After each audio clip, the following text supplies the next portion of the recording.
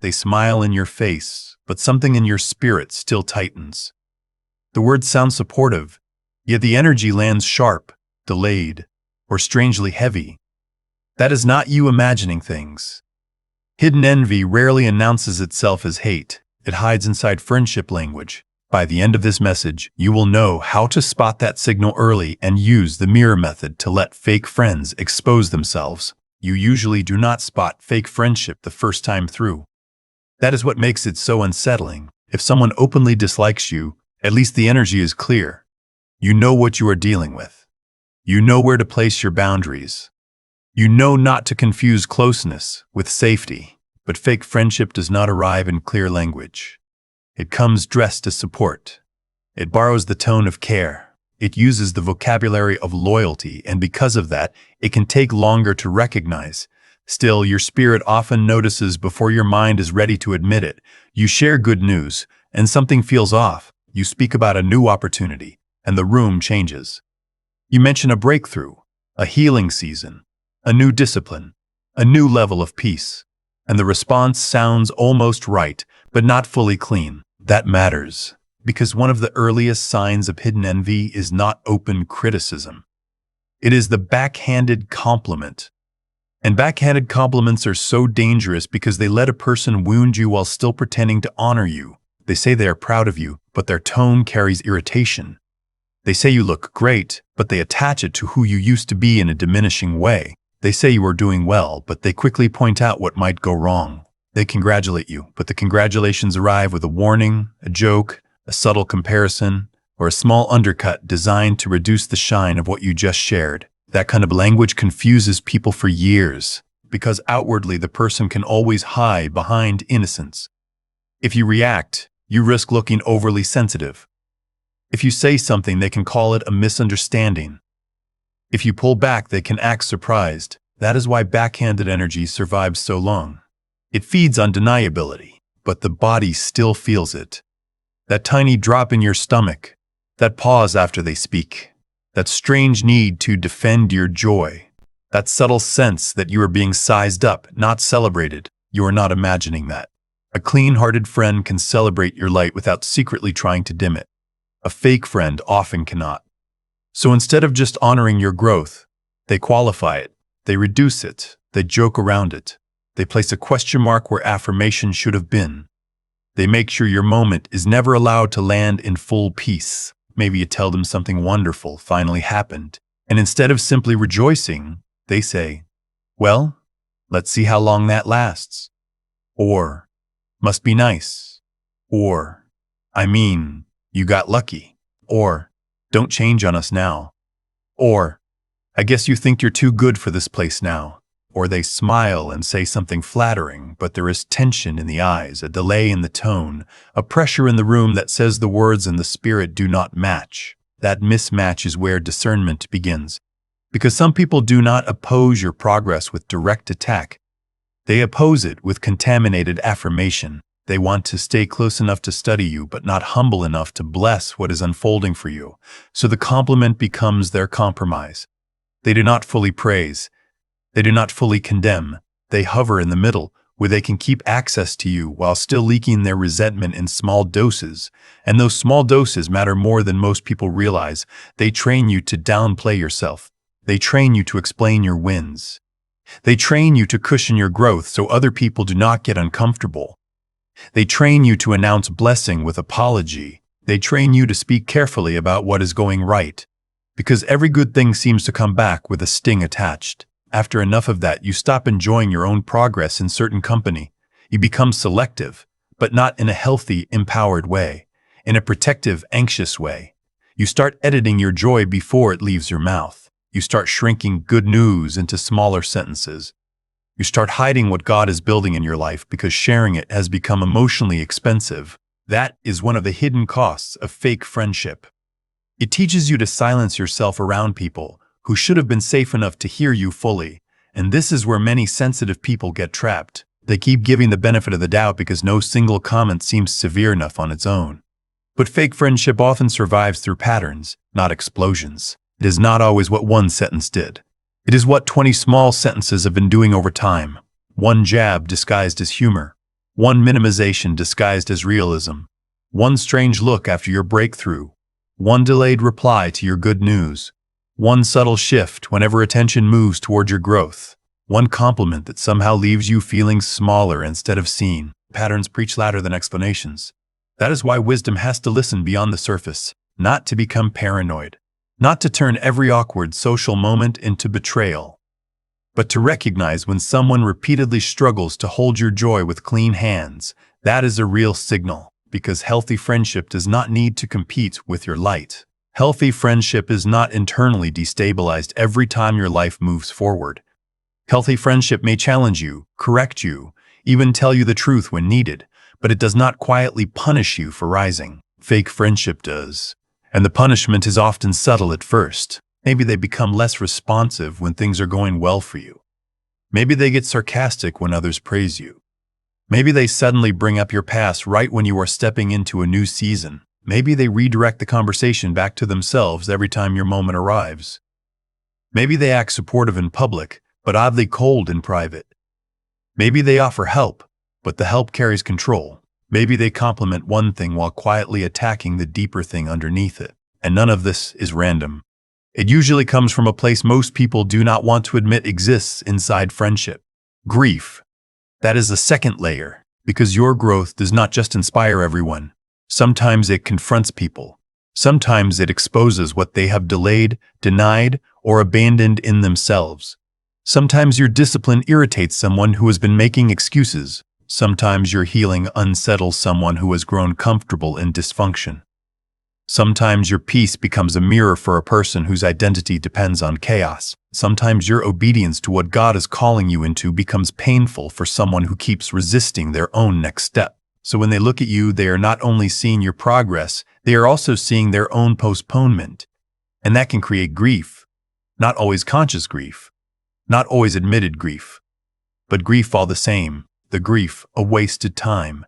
The grief of unrealized potential. The grief of comparison. The grief of knowing they could have changed too, but did not. The grief of watching someone else become what they secretly wanted to become. The grief of being left behind by a person they once felt equal to. This is why your growth can trigger such strange energy in certain friendships. You think you are simply sharing good news, but to them, your good news lands like a spotlight. It highlights the area where they feel stagnant. It confronts the habits they have justified. It wakes up their dissatisfaction. It reminds them that change is possible.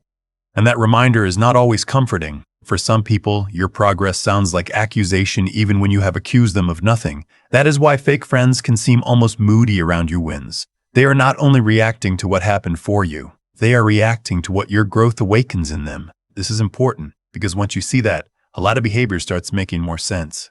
The weird silence after your announcement, the lack of enthusiasm, the slight mockery, the sudden change of subject, the coldness that arrives right after something goes right for you, the passive-aggressive comments, the strange need to humble you the moment you begin shining. You are not always dealing with hatred in the dramatic sense. Sometimes you're dealing with unprocessed grief wearing the clothes of friendship. And grief, when it is not handled honestly, often becomes envy. That is where the danger deepens, because a person who can admit, "Your growth is bringing things up in me," still has a chance to heal. A person who refuses that truth may start managing their discomfort by managing you. They may not say, "I feel behind." Instead, they try to make your pace feel excessive. They may not say, "Your discipline convicts me." Instead, they call you extreme. They may not say, "Your peace shows me how restless I am." Instead, they call you distant, different, or hard to relate to now. Notice the shift. They do not address what is moving inside them. They reinterpret what is happening inside you, and that is where hidden envy begins shaping the friendship. Because now your growth is no longer just your growth. It becomes a problem to solve, a tone to manage, a light to qualify, a change to criticize, a rise to explain away. That is why some people were comfortable with you when you were struggling, but strangely unsettled when you began stabilizing. They liked you more when you were unsure, more when you were messy, more when you were still asking for permission, more when your gifts were undeveloped, more when your confidence had not fully formed, more when your joy was easier to interrupt. Your rise altered the emotional arrangement, and if someone's identity depended on quietly feeling above you, needed by you, or central to your self-concept, your growth can feel like loss to them, loss of superiority, loss of access, loss of emotional leverage, loss of the version of you that made them feel more settled about themselves. That kind of grief can become very ugly if a person does not take responsibility for it. Not always loud, not always obvious, but corrosive. This is why you should pay close attention to how people respond when your life gets lighter, clearer, stronger, or more fruitful. Not just when you are in pain. Pain attracts one kind of company. Progress reveals another. Anyone can sit near you when you are bleeding and feel relevant. Not everyone can sit near you when you are blooming and still stay pure in heart. That is a hard truth, but it protects people, because a lot of fake friends do not leave during your low season. They remain close enough to study your recovery, close enough to monitor your progress, close enough to enjoy your company as long as your life does not rise beyond what they can emotionally tolerate. But the moment your growth starts speaking too loudly, their discomfort begins leaking through. They may disguise it as concern. They may disguise it as realism. They may disguise it as humor. They may disguise it as just being honest. They may disguise it as not wanting you to get ahead of yourself. They may disguise it as trying to keep you grounded. But grounded people do not need to puncture your joy to feel stable. That line matters. A truly grounded person can bless what is happening for you without secretly trying to reduce it to preserve themselves. They do not need your light to dim in order for them to feel okay. They do not need your confidence to wobble in order to remain comfortable. They do not need to keep score. Fake friendship often keeps score in silence. Who is doing better? Who got noticed? Who is changing faster? Who is healing? Who is becoming more respected? Who is stepping into purpose? Who is being affirmed? Who is being left behind? And once friendship turns into quiet scorekeeping, love gets contaminated. That is when you start feeling watched instead of supported. And maybe you already know that feeling. You say something good and instead of feeling celebrated, you feel measured. You share a step forward and instead of feeling safe, you feel the room calculating.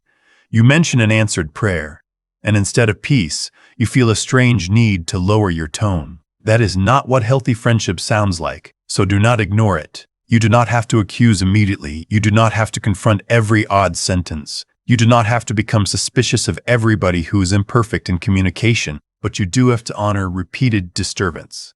Because the spirit often catches false alignment before the mind has enough evidence to form a full argument. That is why discernment feels inconvenient at first. It interrupts the story you wanted to believe. It asks you to admit that some people like proximity more than they like your becoming. And once you admit that, the next pattern gets easier to see, because hidden envy rarely stays verbal forever. It starts looking for other ways to get close to what it cannot celebrate cleanly. Sometimes it does not pull away right away. Sometimes it starts studying you more carefully, watching your habits, watching your timing, watching your tone, watching what is working in your life. And that is when fake friendship enters a stranger phase altogether. Not just subtle criticism, imitation. And once you see that clearly, the deeper pattern begins to reveal itself. Imitation is where hidden envy starts getting harder to dismiss. Because criticism, even subtle criticism, still lets you recognize some level of distance. You can tell the person is not fully aligned. You can tell something is off in their spirit. But mimicry is more confusing. Mimicry stays close. Mimicry studies. Mimicry borrows. Mimicry acts almost admiring on the surface while carrying something much heavier underneath. This is the phase where you start noticing strange echoes. You say something and later they start using the same language. You build a habit and suddenly they present the same habit as though it came to them independently. You shift your style, your tone, your rhythm, your way of moving, and before long they begin mirroring it. You mention a goal, and then they position themselves around a version of that same goal with unusual urgency. You notice them adopting your phrases, your energy, your interests, even your mannerisms. But the whole thing feels less like influence and more like tracking. That unsettled feeling is important, because healthy inspiration feels light. Mimicry driven by envy feels invasive. A healthy person can admire something about you without trying to absorb your identity. They can learn from you without quietly trying to compete with what they learn from you. They can be encouraged by your growth without turning your path into a private contest. But a fake friend with hidden envy does not always know how to celebrate your uniqueness. Sometimes they try to neutralize the discomfort of your uniqueness by copying pieces of it. That is the mimicry phase. And this phase can fool people because it looks flattering at first. You may think maybe they are just inspired. Maybe we simply influence each other. Maybe we are close, so of course there will be overlap. And yes, sometimes that is true. Real friendships do influence each other. People in close proximity naturally share language, tastes, ideas, and habits. That part is not the problem. The problem is the energy underneath it. Is there honor in it? Is there openness in it? Is there humility in it? Or is there something strangely extractive about the way they copy? Because mimicry rooted in envy usually comes with a pattern. It does not just borrow. It borrows without acknowledgement. It imitates without warmth. It copies while still competing. It studies what works for you, but does not bless you for carrying it first. It wants the effect of your life without the humility of learning cleanly from your life. That distinction matters. You may notice they start moving toward what is working for you right after they acted oddly about your progress. You share a breakthrough, and soon they are trying to create a version of that same breakthrough around themselves. You find your voice, and suddenly they sound more like you. You begin walking in a new confidence, and they start performing a version of that confidence that feels forced, hurried, or strangely directed toward your attention. It is as if they are trying to close the gap your growth created. That is usually what is happening, because your growth triggered grief in them, and now mimicry becomes one way to manage that grief without actually facing it. Instead of asking, "Why does this bring so much up in me?" they move toward imitation. Instead of doing the deeper inner work required to grow in their own lane, they begin borrowing from yours. Instead of blessing your difference, they try to reduce the emotional distance by wearing pieces of it. But borrowed energy never sits the same. That is why this phase often feels eerie rather than affirming. Something in you senses the difference between someone being genuinely inspired and someone studying you because your existence has become psychologically loaded for them. And the deeper reason is this: hidden envy does not only want what you have, it wants relief from what your existence keeps making them feel. That is a major distinction. Sometimes they are not copying because they love your heart. They are copying because your progress has become uncomfortable to watch from the outside. So they move toward your style, your vocabulary, your methods, your visible patterns, the parts of your life that seem to be getting attention, affirmation, peace, or momentum. But what they often do not understand is that the visible layer is rarely the whole story. They can borrow the language without carrying the conviction behind it. They can imitate the aesthetics without carrying the discipline. They can adopt the style without carrying the inner transformation. They can repeat the phrases without carrying the cost. That is why mimicry so often feels hollow. It looks similar, but it does not carry the same weight. You may have lived this already. A friend who once teased your growth suddenly starts sounding like your biggest student. A person who seemed dismissive of your changes starts copying the very things they quietly resisted in you. Someone begins showing up in your lane with unusual intensity, not from genuine calling but from emotional reaction. They start dressing the way you do, using your language, following your timing, recreating your ideas, positioning themselves around the same opportunities, then acting as though none of it came through proximity to you. You do not have to be arrogant to notice that, and you do not have to pretend not to see it just to remain humble. Discernment is not ego. When something is repeatedly echoing you without acknowledgement, especially after tension around your growth, you are allowed to notice the pattern. What matters then is not panicking. Do not overreact. Do not become obsessed. Do not spend your energy proving who did what first. That is not where your power lives. Because here's the part many people miss. Mimicry is already an exposure. It tells you the person does not know how to stand near your light without either shrinking it or trying to wear it. That reveals insecurity. It reveals comparison. It reveals that your growth has gotten inside their system enough to rearrange their behavior. That alone tells you plenty. And this is where the mirror method begins becoming necessary. But before we get there, you have to understand where mimicry often leads if the envy keeps growing unchecked. It does not usually stop at copying. It moves into sabotage. That transition surprises people because they think copying means admiration, and admiration means safety. But admiration contaminated by envy is unstable. It can turn very quickly. A person may imitate what they cannot emotionally tolerate, but if the imitation still does not give them the internal relief they hoped for, frustration builds. Why? Because copying you is not the same as becoming who you are. Borrowing your style is not the same as developing your character. Repeating your language is not the same as carrying your conviction. Hovering near your life is not the same as doing your inner work. So when mimicry fails to close the emotional gap, sabotage becomes tempting. This is the phase where their energy changes again. Maybe they start dropping little bits of discouragement at strategic moments. Maybe they forget to support what matters to you. Maybe they become unreliable when your progress actually needs real reinforcement. Maybe they speak doubt around your ideas right before important steps. Maybe they bring confusion into moments that needed clarity. Maybe they subtly misrepresent you to others while staying friendly to your face.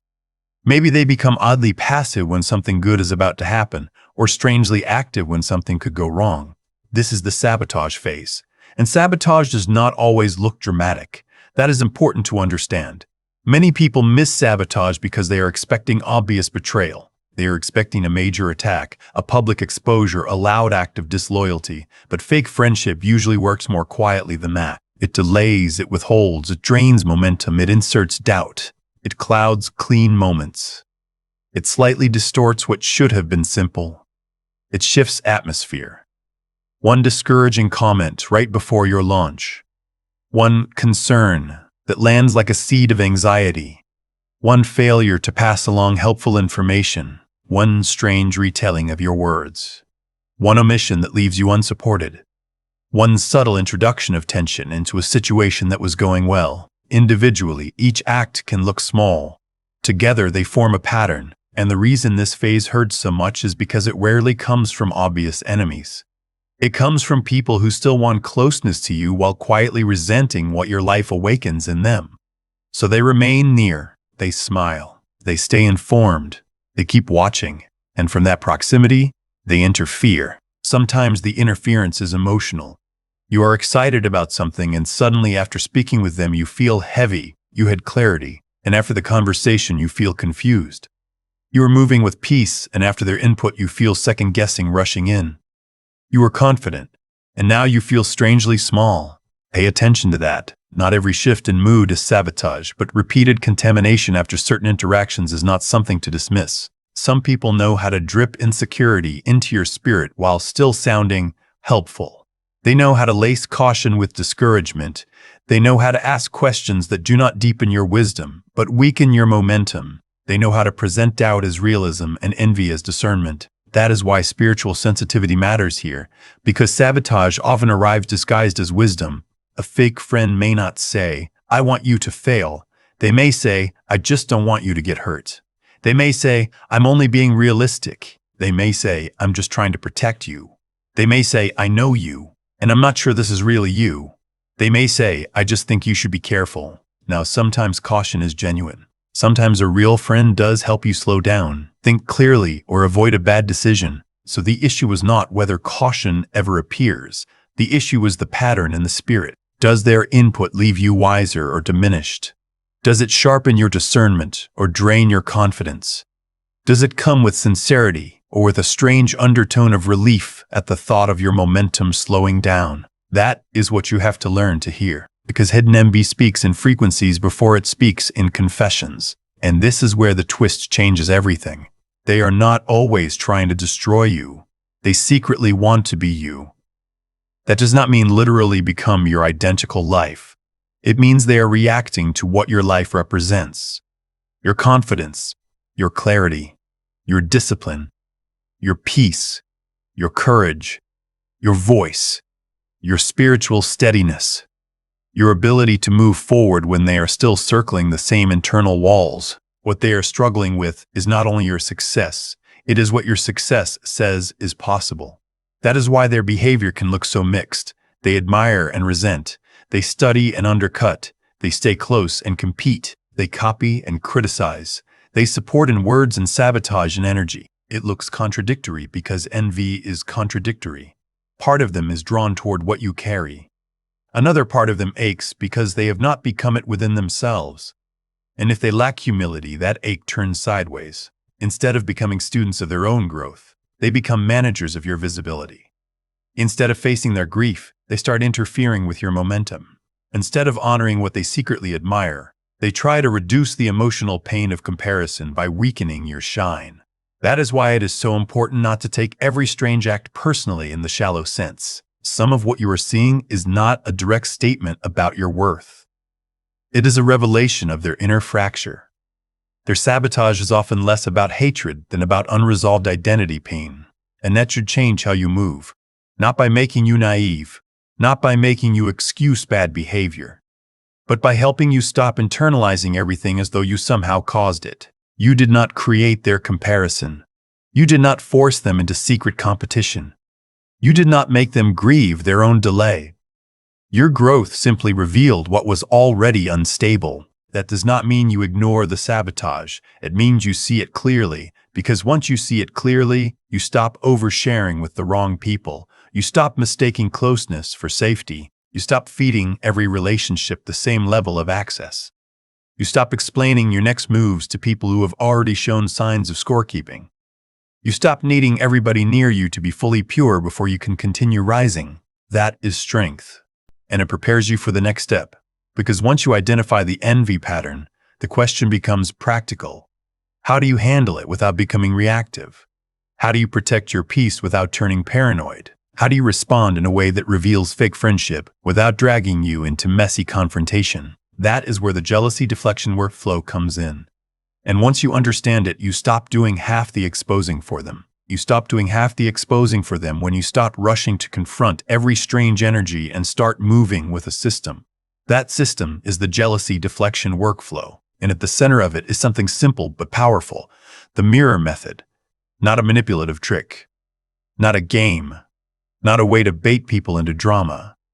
It is a way of becoming clear without becoming reactive.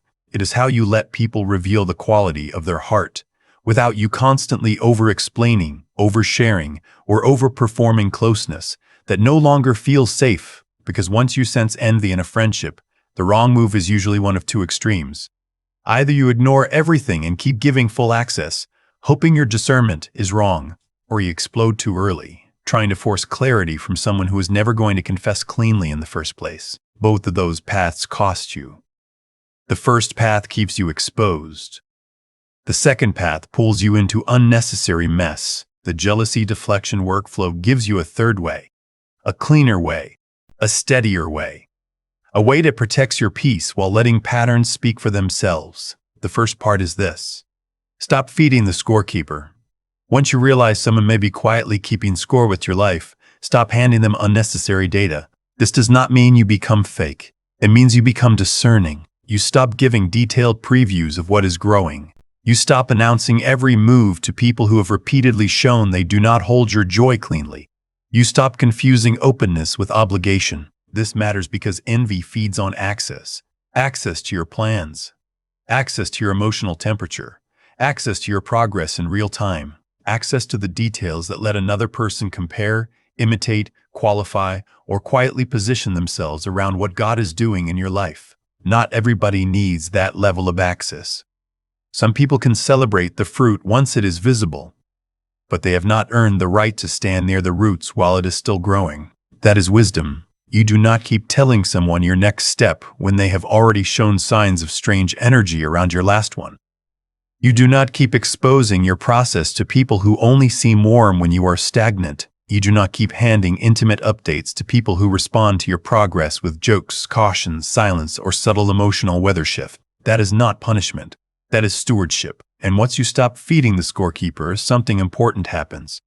The relationship loses some of the fuel that hidden envy depends on. There is less to monitor, less to copy, less to contaminate, less to compete with in real time. That alone can bring a surprising amount of peace. But here is what most people never notice. Pulling back does not always clarify the friendship by itself. Sometimes you need a cleaner way to observe the heart. That is where the mirror method comes in. The mirror method means you stop doing the emotional labor that hides another person's motives from view. You stop filling awkward silences for them. You stop rushing to smooth over their strange comments. You stop volunteering reassurance the second they get tense. You stop laughing off the jab before they have to own it. You stop over-explaining your success so they do not feel uncomfortable. You stop rescuing the atmosphere every time their envy leaks through. Instead, you mirror lightly. If they give a backhanded compliment, you do not scramble to make it harmless. You let the moment breathe. Sometimes all you need is, "What do you mean by that?" That question is powerful. It is simple. It is calm. It is not aggressive. But it forces clarity. A lot of hidden envy survives because it speaks in fog. It hides an implication. It depends on you being too polite to ask for plain language. The moment you calmly reflect the comment back, the fog starts thinning. If they say, "Must be nice," you do not need a speech. Sometimes, "Yes, I'm grateful," is enough. If they say, "Don't change on us now," sometimes the mirror is, "Growth changes people." If they say something that sounds supportive but lands sharp, the mirror may simply be silence with eye contact. Let them hear their own tone without you rescuing it. That is the method. You are not attacking. You are not accusing. You are not performing suspicion. You are handing the energy back to the person who produced it. And that changes everything. Because fake friends often rely on your social generosity to keep their behavior invisible. They count on you to explain away the oddness. They count on you to keep the moment moving. They count on you to carry both the discomfort and the relationship. The mirror method interrupts that pattern. It lets them sit in what they created. And once you start doing that, people reveal themselves quickly. A clean-hearted friend may realize how they sounded and correct it. A fake friend often gets irritated that you did not help them hide. That reaction is useful information. Now the second part of the workflow is this. Watch consistency, not charm. Some people can sound supportive in isolated moments. They know the right words. They know how to appear loyal.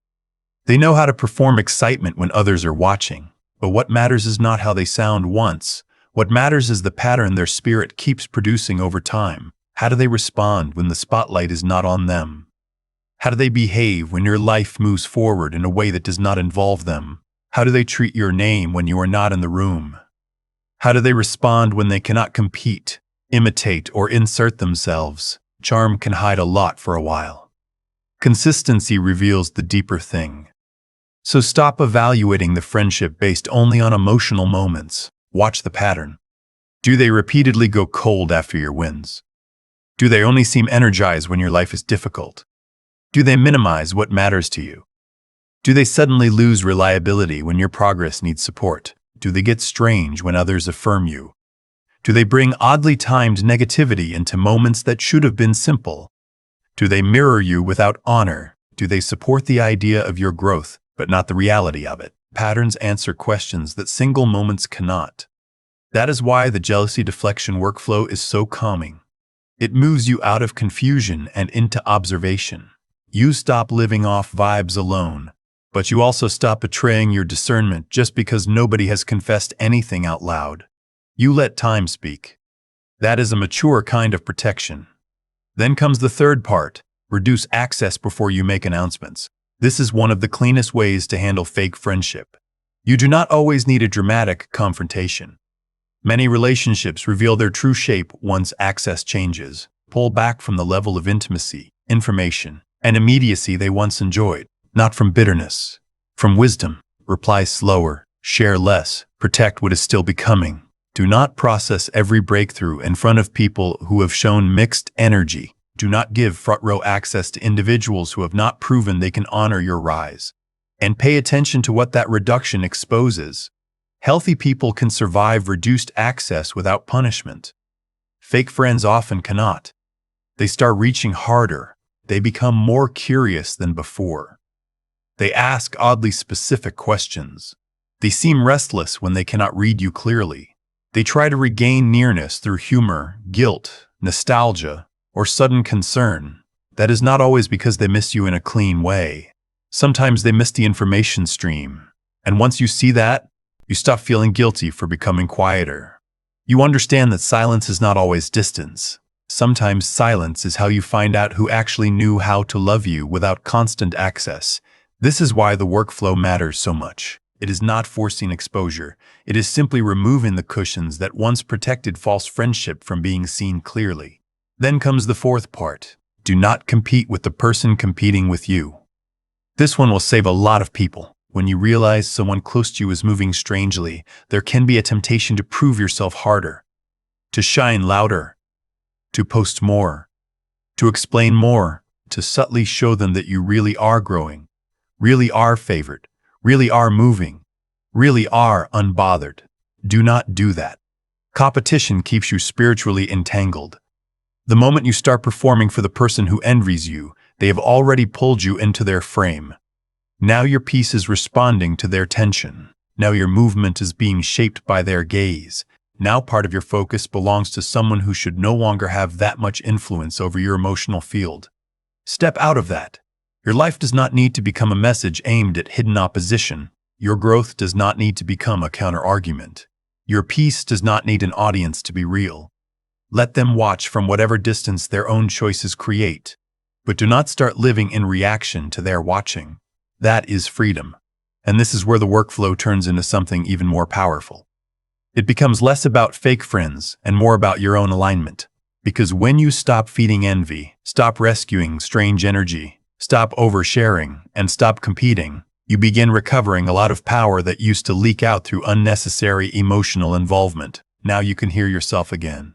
Now you can enjoy good things without scanning the room. Now you can let your joy remain whole.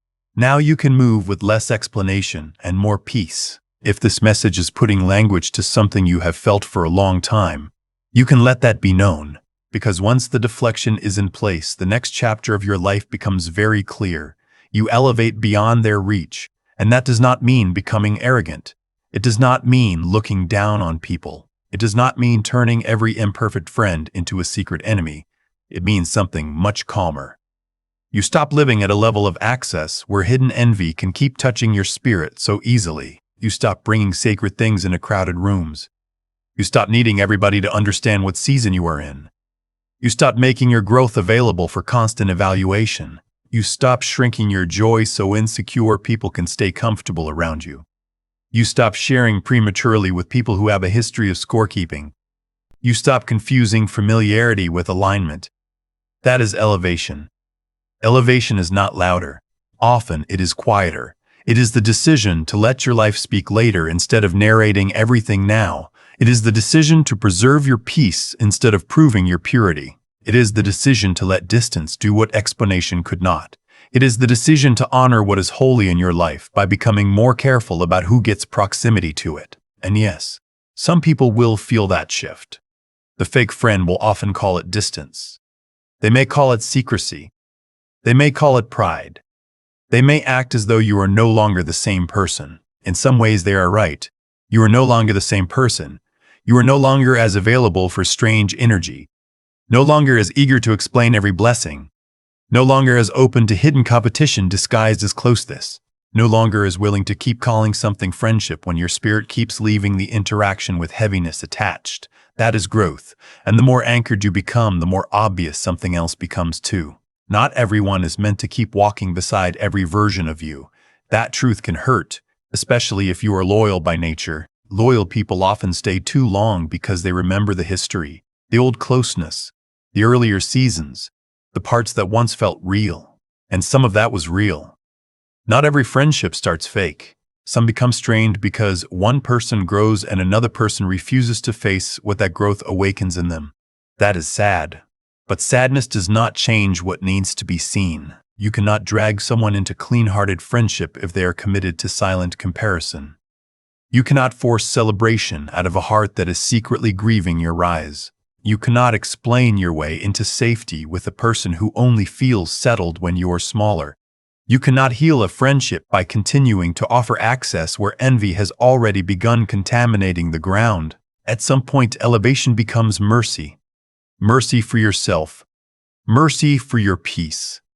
Mercy even for them, because distance stops giving hidden envy so much material to work with. And when you choose that kind of elevation, the backfire happens quietly. They lose access to your inner world. They lose the real-time updates. They lose the emotional nearness that let them monitor you. They lose the opportunity to keep shaping the atmosphere around your growth. They lose the easy reach they once had into your joy, your plans, your process, and your mind. That is enough. You do not need revenge. You do not need exposure campaigns. You do not need to gather evidence and make speeches. You do not need to make them admit what they carried. The mirror method already did what it needed to do. The workflow already did what it needed to do. It showed you the pattern. It returned strange energy to its source. It reduced access. It protected your spirit, and it let false alignment reveal itself over time. That is mature power. Because mature power does not always confront loudly, sometimes it simply stops participating in what dishonors it. And healthy people will understand that, even if they need a little time. Healthy friends may not be perfect, but they can celebrate without keeping score. They can admire without copying. They can be honest without contaminating your joy. They can adjust when access changes. They can bless your growth without making it about their grief. They can stay sincere when your life begins to rise in ways that challenge them. That is what safe friendship feels like. Not flawless, but clean. And once you experience that kind of clean-hearted connection, fake friendship becomes harder to tolerate. Not because you became harsh, but because you finally learned the difference between being loved and being monitored. Between being supported and being studied. Between being celebrated and being managed. That lesson will protect your future. It will protect what you share. It will protect how quickly you trust. It will protect what you call closeness. It will protect how long you stay around energy that keeps smiling while quietly competing. Most of all, it will protect your peace. So move forward with this in your spirit. Do not ignore the backhanded compliment. Do not explain away repeated disturbance. Do not confuse imitation with honor. Do not let sabotage hide behind concern forever. Do not keep giving front row access to people who only know how to watch you through the lens of comparison. Use the mirror method. Let silence do some of the exposing. Let patterns speak. Let access change. Let your life become more sacred, not more performative. And keep rising without apology. Because the people who are secretly measuring themselves against you may never fully say it out loud, but they do not need to. Their patterns will tell the truth if you stop interrupting them. You do not have to shrink to keep a fake friend comfortable. You do not have to stay explainable to remain lovable.